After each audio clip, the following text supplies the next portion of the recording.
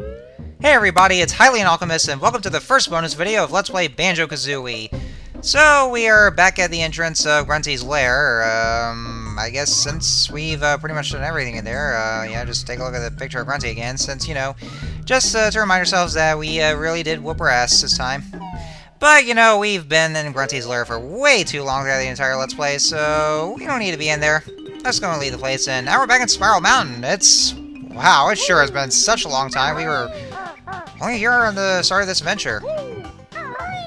And also, if you go down here, yep, there's that boulder that Grunty is now trapped in. And she's still struggling to get off her, which is very futile because, you know, it's way too heavy. So you can actually just mess around with it if you want to, even though it's not necessary because she doesn't react to anything or nothing just happens. But hey, it's all in good fun. We can just do that just to mess with her once more. You know, because we defeated her, so, I mean, we can just, you know, continue with the abuse, but, you know, she can't even feel it. It's just from the impact of us pounding the rock. Now, there's actually one thing that we didn't get to show off, or I didn't show off, because, you know, we didn't get to go inside Banjo's house. Well, I mean, we've seen the inside of Banjo's house before in the file selection menu and also in the intro, but we never actually went inside. We never got to explore it. Because, like, the game started with us walking out of the house, and then that's when we started adventure, but we didn't get to show it off. But I'm going to go ahead and show it off now. So, there's Banjo's goldfish, there's a picture of Tootie, that's the cuckoo clock. And, that's an interesting picture. This right here is actually what was originally going to be in Banjo-Kazooie, but was scrapped because of time constraints. That was Fungus Forest. And, like, the music for that is actually still there, but it's actually in one of the hidden files, but you can only listen on YouTube. Yeah, but it didn't make it to the final cut. However, they actually did save that level, and they brought it over to Donkey Kong 64, and which is now called Fungi Forest. But anyways, so what I'm doing now is that if you actually zoom in here, and you take a look at a picture of bottles, something kind of cool is going to happen. It's a little optional challenge that I do want to show off, and you actually do get some sort of reward for completing whatever challenges that Bottles will give you. Somehow Banjo-Kazooie actually had a picture of Bottles, yet they've never really met him, or prior to the start of the adventure. Like, they come out and then they first introduce themselves. Yeah, they have a picture of Bottles. Even more jarring, because Tootie and Bottles are apparently good friends, so, again, that does not make any sense whatsoever. Like, how is this even possible? Video game logic. But anyway, so here we have a puzzle game. Like, you know, we kind of thought we'd be doing puzzles or just unlock levels, but now we just put them all like by ourselves. Right here, it's actually a little mini game right here. Basically, what you do is that you just take each puzzle piece. Say I have here, well, I would say jiggies, but you know they'd still be puzzle pieces. And what you have to do is that you just have to place them into their own corresponding right spot there. Like, it's basically a moving picture minigame, where you can just see Banjo in some sort of a different area. That's basically all you have to do. That's the whole gist of this minigame here, is just finding the puzzle piece and just placing them into the right spot. So yeah, like Bottles was saying, you can actually just pick them up with A, or just put them back with B. And you can also rotate them by using the C buttons, but that will only happen in the, I think starting with Challenge 3. Like, this is only the first challenge, so it's a little easy, first off. And you are doing this under 99 seconds, so you have plenty of time for that. Just make sure you just put in the right spots. To make it a little easier on yourselves, you can actually just start with the corners, and then these, and then the sides, and then you just put the middle ones here. Or you can actually tell where the which piece would go into the picture based on how it's moving. Then, well, just in that black and white area, and just place it on there. You can do that too, but it can be a little difficult in some areas because of how dark it can be sometimes. But yeah, that's all just fit. It's entirely optional. It's just there for little bonus rewards that you want to do. But you know, that's just all there is to it. And yeah, in order to actually play the minigame, you actually have to stay on the yellow rings on Banjo's rug, and then zoom in. It didn't work for me right here. Yeah, you have to actually stay on them. And the reward for completing each of the challenges, Bottles will give you a little code that you can type in the Sandcastle and Treasure Trove Cove. and it'll just say like bottles bonus and whichever number it is. Like for example, I just got bottles bonus 1. And so you type those in, then you might be in for a little surprise for what happened, and that was kind of wrong for me. Sometimes trying to place the puzzle pieces onto the right spots can be a little bit inconsistent, because like there are times where I swear I actually put them on the right spot, and then I try to just quickly bring them over the control stick, but then the game will just automatically just place them into the wrong spot instead. Yeah, it can be inconsistent like that, so you want to be careful. Just make sure that you're, the way you're putting the puzzle piece onto the spot itself, it has to be, like, very much precise.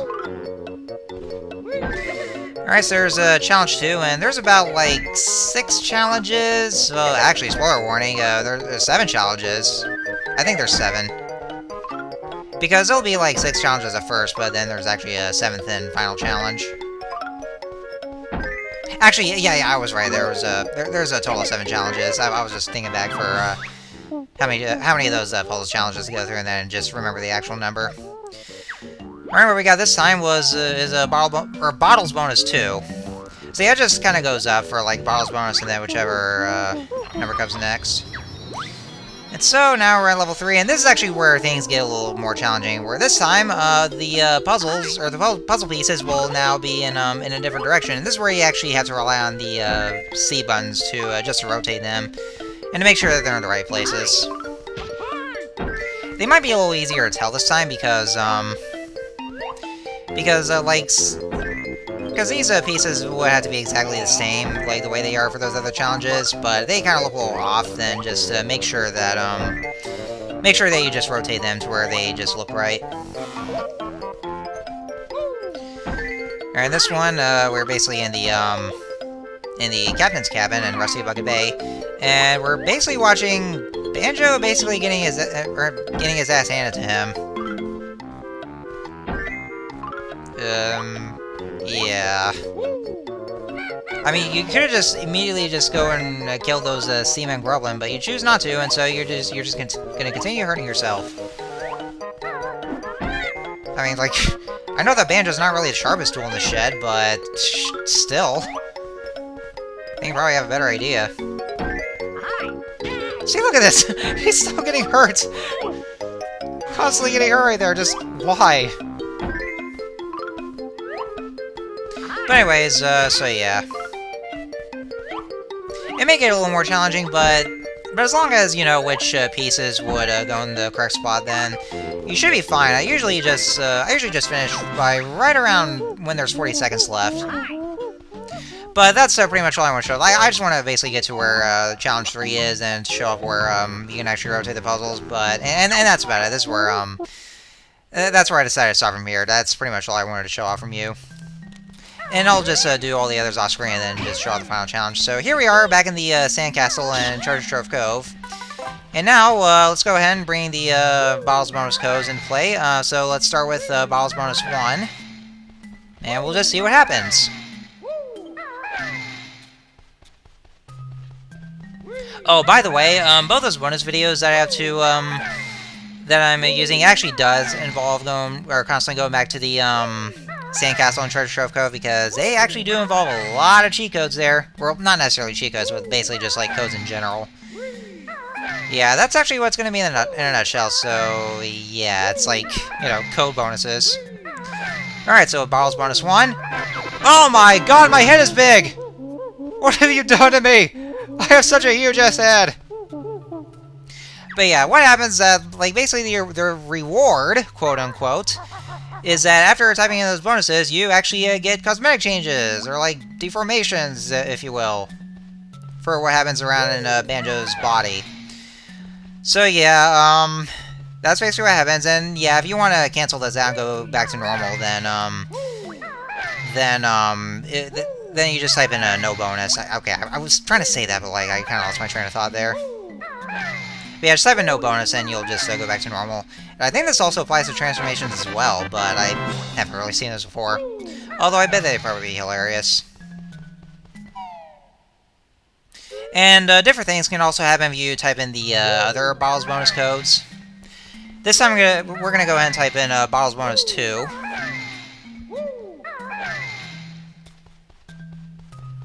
Now, I'm also not going to be showing the other ones off either, but I'll go ahead and explain what they are anyway. Alright, so type in O N U S and then 2. Alright, and for this one, now we have big hands and big feet.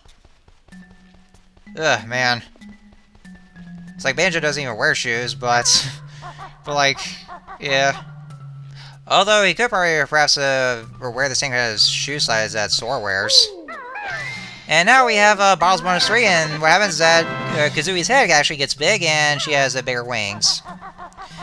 And so for the other bonuses, which I will go ahead and talk about now, Bottles Bonus 4, it will make Banjo's head small and his torso long and sausage-like. Okay, that's actually probably my absolute favorite one.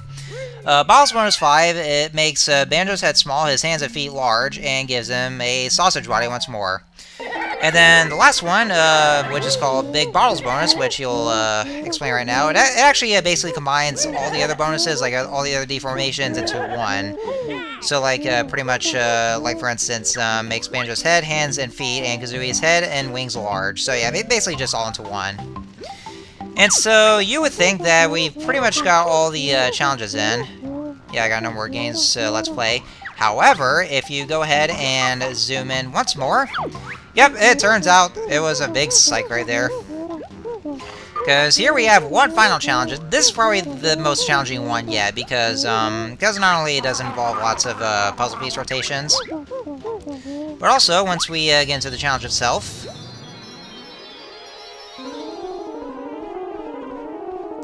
now we have a shorter time limit with 75 seconds, but just try to do what you do, but you have to be a little faster too. Just make sure you put in the right ones, like I'm kind of struggling with right here.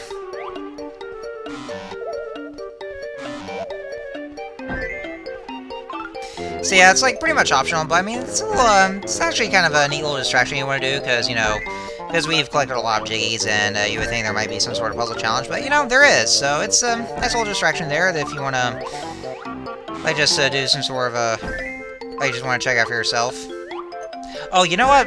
By the way, folks, this is kind of an unrelated topic right here, and I completely forgot to mention. One thing I do want to say, though, is that after you rescue Tootie, if you try to save and quit or lose all your lives, the game over cutscene will no longer play, because, well, you know, it's pretty much unnecessary since we've already rescued Tootie. And so, instead, the words "game over" will just show up on your screen, and then just takes you back to the title screen. Oh, look at that! I just ran again.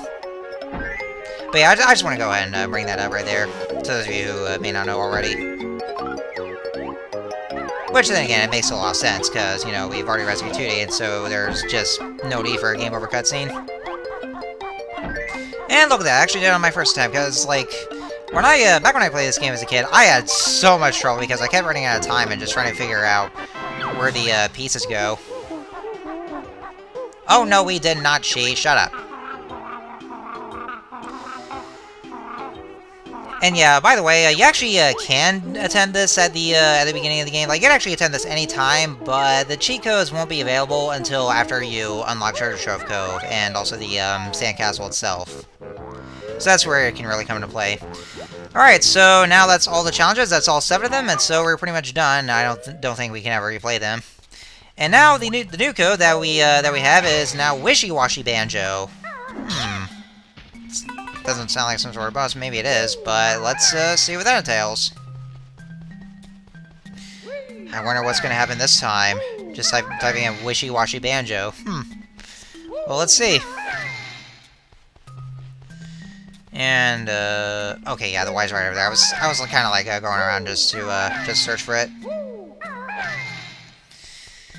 All right, then S, and then H.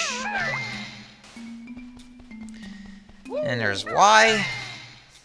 And then just type in Banjo, A, N, J, and finally, O. And, oh, hey, I'm almost transforming us. Bad magic. Or should not as good as... Oh. Oh. Well, Shit, we've turned into a washing machine, and well, we're in control as a washing machine. But yeah, so you type in a wishy-washy banjo, then you are now a washing machine. Great. Yeah.